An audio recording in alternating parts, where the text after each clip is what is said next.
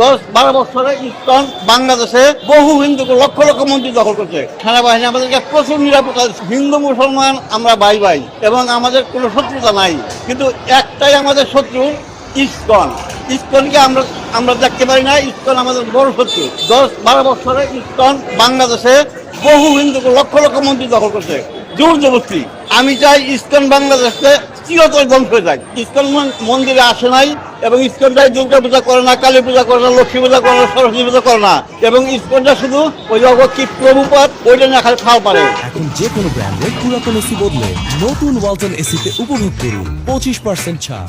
এবং ইসকনটা এইবার আমাদের মন্দিরে আসে নাই, প্রতিবারই আসে দেখি, কিন্তু এবার আসে নাই। কিন্তু আমি প্রত্যেকবার ইসকনকে আমি মন্দিরে আসতে দিই না। কিন্তু মুসলমান ভাই ভাই ব্রিটিশ থেকে দৌড়াই, মানে বাংলাদেশ গেছে, পাকিস্তান গেছে, সবসময় এরা ভাই ভাই হিসাবে এই মুসলমানকেও ইফতারে দাওয়াত দেয় আমাকেও, আমরা যাই, আমার পূজা দাওয়াত দেয়, মুসলমানরা আসে।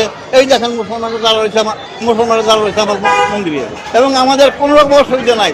মুসলমানরা যে আমাদেরকে সহযোগিতা করে, এই সহযোগিতা কোনদিন করে নাই এবং করে এইবার যা করছে আর কোনদিন করে নাই। সেইবার যত সুস্থ সুন্দরভাবে পূজা পরিচালনা করতে পারছি, এইরকম আমাদের কোনো ব্রিটিশ থেকে পাকিস্তান গেল, বাংলাদেশ গেল, এই পর্যন্ত হয় নাই। সেনাবাহিনী আমাদেরকে প্রচুর নিরাপত্তা, আমাদের যে সহযোগিতা করছে, রাত দিন নাই সবসময় সহযোগিতা।